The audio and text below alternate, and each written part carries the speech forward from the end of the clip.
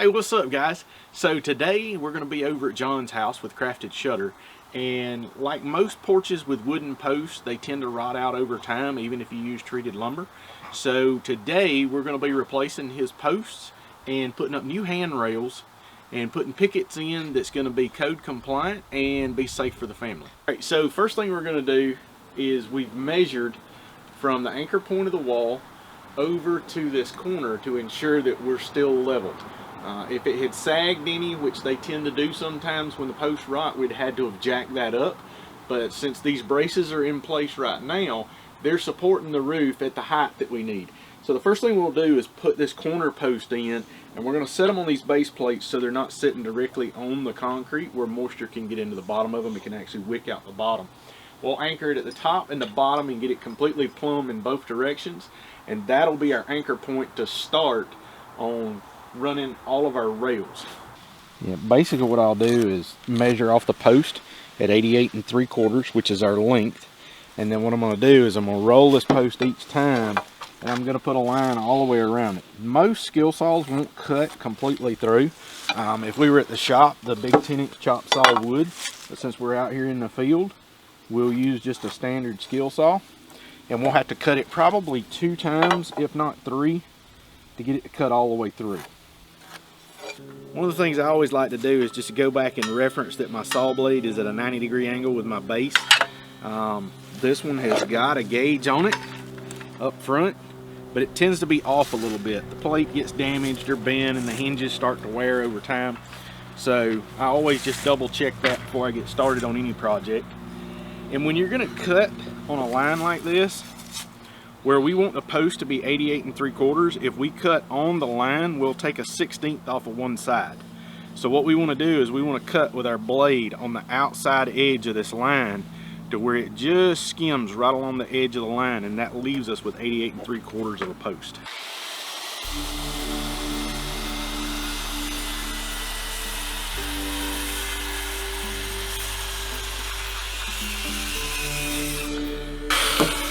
Now, like I said, we cut all the way through, but it only cuts just about 2/3 of the way through the post. So what we'll do is we'll turn it quarter turn.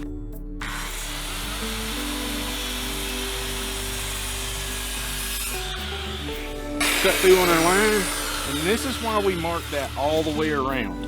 So what we'll end up doing is when we cut through from this side following the line, it's going to give us a nice flush cut.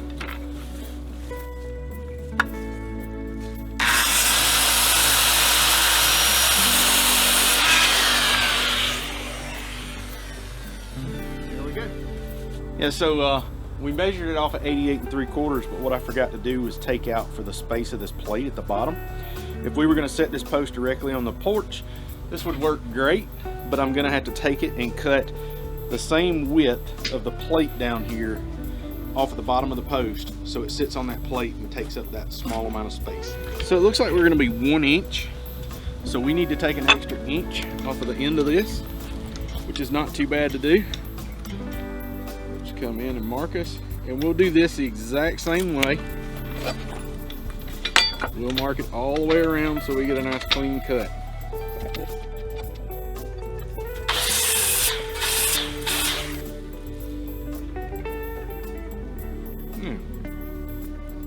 So guys, what we'll do is we'll attach this plate to the bottom of the post. That way it can't shift off of it. We're going to use deckmate screws. Now these are coated, and one of the key things to remember with the new treatments on treated lumber, you have to have coated screws. They have to be compatible with treated lumber.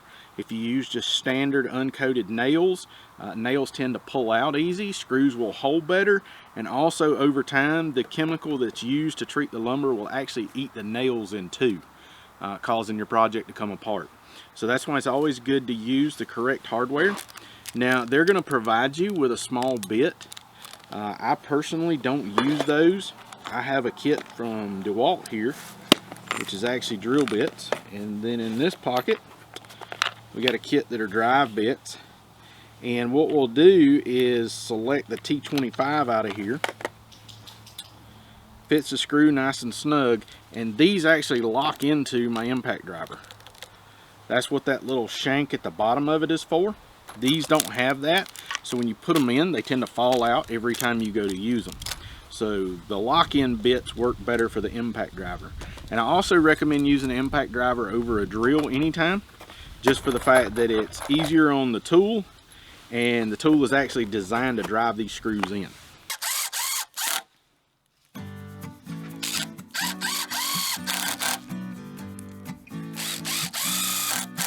We just get it set in place.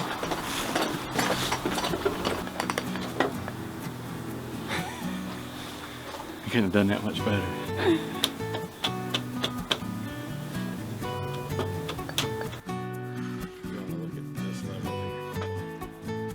So it looks like we're off just a little bit. So the easy thing to do is pull your level out a little. See which way you need to go. So the bottom of our post needs to go out a little.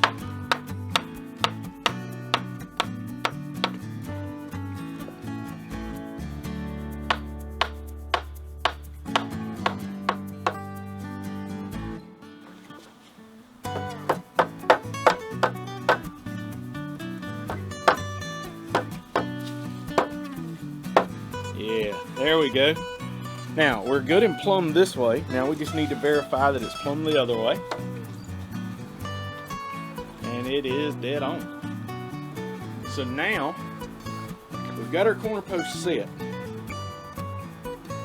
We want to attach it at the top. But probably what we'll do at the top is we will actually take a drill bit and drill through on each side. That way when we run the screw through it, we don't risk the chance of splitting the post. And also when the post starts to dry out and get hard, it won't split around the screw.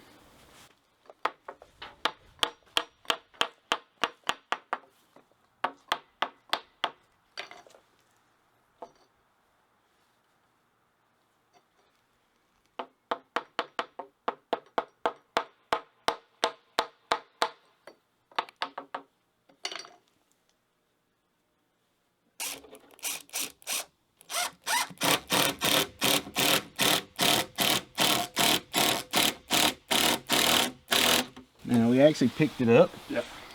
And part of that's because I know this end is a little bit higher. When we measured over here, we know we were 88 3/4.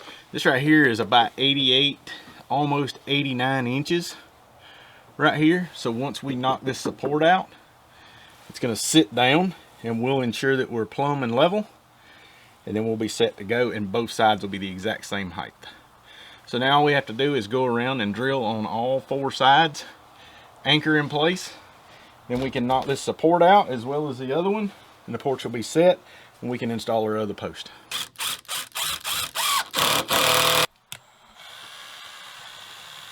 I always start straight in just to get an anchor point, so my drill bit doesn't slide up the post as I'm trying to start it. And then once I get it in there, it's about a 45-degree angle, give or take. I mean, we're not being 100% precise. The main thing of it is we just want 4 screws in it. That way it's completely anchored. Because this is our anchor corner. So we got our corner post in. That's got our porch sitting level. It's plumb and ready to go. So that's going to be our anchor point from this point forward. We'll use it to line up our post over here at the top of the stairs. And then once we get the post set at the top of the stairs, and we'll cut and sector a post for the back corner, then we'll be ready to start putting the cross braces in and then start to line the pickets up. And then we'll have to calculate the angle for the steps so we can cut it and put the handrails in there. All right, so on this post, since we're working with a rock porch instead of a smooth concrete surface that would be completely level, we measured off on this side, and we know that this post had to be just about almost a 1/4 inch longer to take up for the dip here in the rock surface, which is fine. We just have to calculate for that when we make our cut. Now, it's going to be snug going in because we cut it to fit, and we don't have the porch jacked up anymore. So what we'll do is we'll actually take a hammer and we'll push it over. But instead of hitting on the actual post, we're going to take a scrap piece and put it against it, and we'll hit it.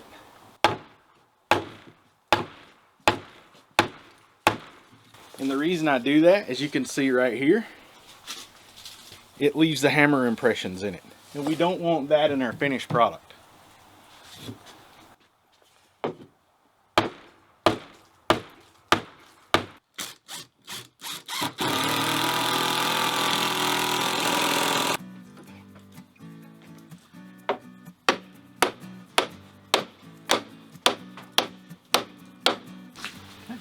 So you can see here from the paint lines and everything what our original railing height was. Code's anywhere from 32 to 42. They're at 34 inches here. Now, one thing that we want to keep in mind is that we can put a single post in here, and then we'll run a bottom brace and then a top brace and put our pickets in between. Those pickets have to be no more than 4 inches apart. So if you ever do the calculation, for every 5.5 inches, you have to have a picket.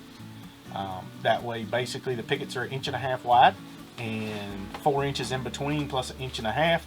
So every 5 inches, there has to be a picket as you go along. We'll cut us a piece to go here, and we'll probably just use a 2x4 rather than a 4x4, since that's all we need is just an anchor brace to the side. And it looks like we're going to cut it roughly 34 inches tall, and then we'll get started on laying out all of our pickets and getting our handrails in.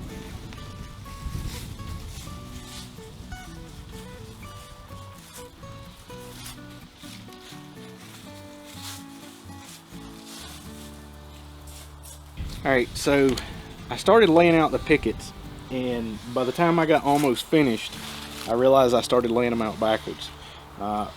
If you're going to lay pickets out on a handrail, what you need to do is find the center point and then set your center picket, and then you're going to lay them out from there out. And what that does is when you get to the end, and I got lucky here because I have almost 4 inches. I'm like 1/8 of an inch being off. So that gives me my 4-inch gap here as well as my 4-inch gap here. If you start in the center and you lay them out that way, you end up with the exact same distance on each end when it comes to the end. Alright, so I got normally, you know, I measured everything out. 5.5 inches, come back 1.5 inches, and that's where my picket's going to be. So that gives me my 4-inch space between this one. And then if you measure between these two, you're going to get 4 inches of spacing. That's code requirement. Now, instead of sitting here and measuring each one of these out individually on this next board, all I'm going to do is butt them up nice and flush right here. And I'm going to take my speed square and I'm going to run it down and just put my marks where each one of my pickets are going to sit. Now the advantage we got is that we're going to paint this. This is going to be painted white. If you were going to stain this or it was going to be natural in color, you probably wouldn't want to put as many pencil marks on it. The good thing of it is these pencil marks are going to be on the underside, so they'll pretty much be hidden. But always remember that if you're going to have natural wood or you're going to do, you know, stain or something to that extent, one of the cool tricks is painter's tape. You can run a strip of painter's tape down through there, put your marks and stuff, do your cuts, lay everything out, and then pull your painter's tape back off. Now obviously you can't put painter's tape in between the two boards, but if you put it up above it and put your marks to line everything up, then you can pull it back off and you don't have the pencil marks on your wood.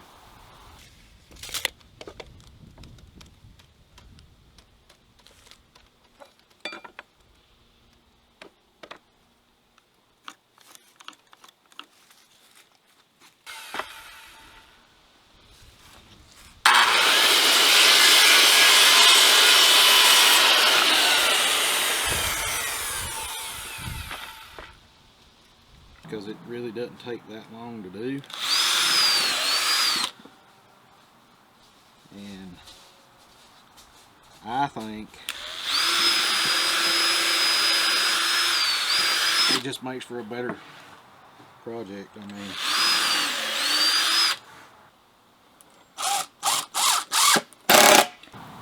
since we had everything marked off, I went through and pre-drilled each one of these. Now I'm only putting one screw in the bottom of them. It still allows them to twist and turn, but instead of screwing in from the top, I'm actually going to screw in from an angle on the underside. That way you don't have any screw holes in the top of the rail, so it's nice and smooth. When you put your arms on it, you don't get splinters, and once it's painted over, it's nice and slick. So what we'll do is we'll mark this off where we want our handrail to. on the bottom, and that'll give us a reference line to line everything up.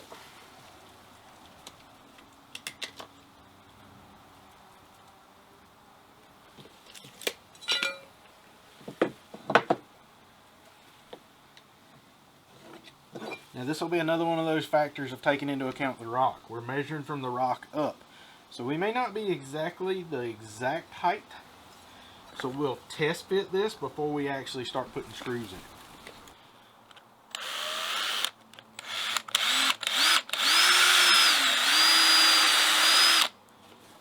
That's pretty sweet. To go in straight in an angle. I've never done. Just makes it a little bit easier. I know it exactly. Just a little bit easier. Well, that little bit matters.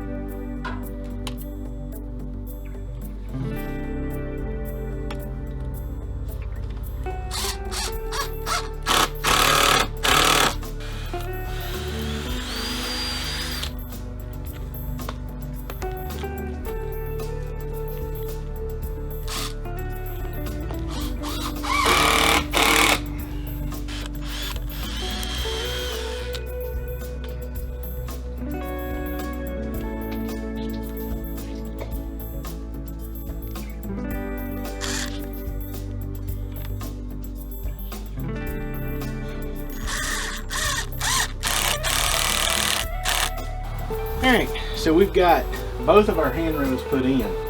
But one of the things is the span distance on these is a little bit far. So what we're concerned with is somebody coming up and leaning on the handrail, and you can see how it flexes. So what we want to do is we want to cut a small 4x4 block. We've already put one in on the back handrail, but now we're going to measure this off, and we're going to get a piece cut to put in here, and then we'll anchor it in with 2 screws. And what that'll do is it'll keep the handrail from deflecting down and possibly pulling away from the post or breaking. Because you never know when the kids might climb on it, or somebody might stand on it to hang Christmas lights or something like that. So you just don't want it to be in a position where it could break and cause injury.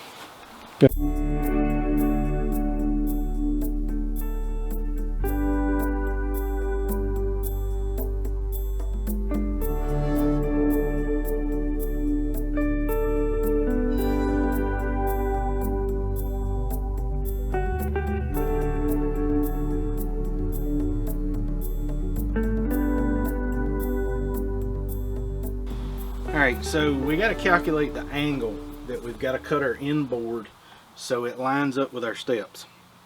We're going to replace this outer post here in just a minute, but I'm going to go ahead and calculate this angle out to get an idea of height. So the first thing I'm going to do is I'm going to set my framing square in, and you can use this to calculate roof pitch, but you can also do it for steps. Now normal steps are 7/11 treads. Because these have rock on them, there's a little bit of variation. This one is about 7.5 to 12. We come down here, this one is about 7 to 12, and this one is about 7 to 12. So it looks like 7/12 is going to be our height and width. 7 inches high, 12 inches long. Now if we come over to a speed square, you can look at your common pitch, and you've got 7 here. So what this is going to do is calculate out 7 inches of rise within 12 inches of span. So for every 12 inches, we raise up 7 inches. So what we'll end up doing is we'll take a board, and I've already cut this one, but we're going to swing this around until we get to that 7 on the common. So we're at what's considered a 7/12 pitch, and you can see how our angle lines up right here with the cut that I made. And what I done is I set the skill saw to that angle so I could cut that angle off. Now, to test the fit, we'll just simply lay this on the steps, and keep in mind our steps are not exactly even, so this won't line up perfect. But what we'll end up with is that right there is flush, and it puts us right in line with our steps. So from this point, we can cut a board with that pitch on that end and run it all the way down, and then do the exact same thing on the top, and then we'll be able to cut our pickets on that exact 7/12 angle, and that'll be able to allow us to install them, and everything will be lined up and flush.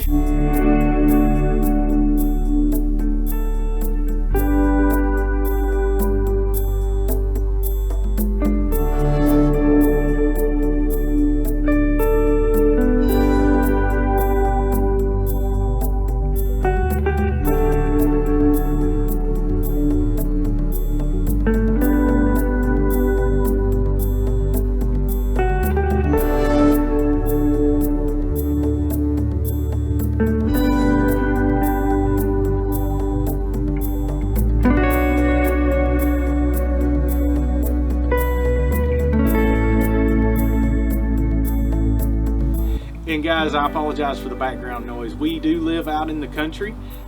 People do go hunting, and they do target practice, so we've got some gunshots going off in the background. Hopefully they won't drown out too much of the sound here.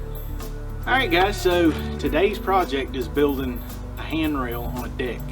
You can build a complete deck from ground up, install handrails, do your step stringers, everything with a few basic tools. First thing you'll need would be a framing square, and I'll link to these down in the description below. This can be used to calculate everything from angles to squaring corners. It's an amazing multi-purpose tool. And then you'll need a speed square. This makes it easy for marking straight 90-degree lines, as well as giving you the common angle for your handrails on your steps. A drill. Most everybody has one of these laying around. Then like I said, I'll link to these down in the description. You don't necessarily have to buy the brand that I use. I like Rigid, but you can purchase those. I use an impact driver. You don't have to have this. I just prefer to use this. The drill would do both jobs of drilling and driving screws. You need a level. I recommend a 4-foot level if you're doing anything with decks. The shorter the level, the more deflection angle that you'll end up with. And the last thing that you'll actually need would be a skill saw. You don't have to buy a cordless saw. You can use a standard corded saw. You can get them just about anywhere. I'll link to these in the description. I'll also include some links for some cheaper models that you can use if you're just a at-home DIYer that will make the job nice and easy, and you can complete it on your own.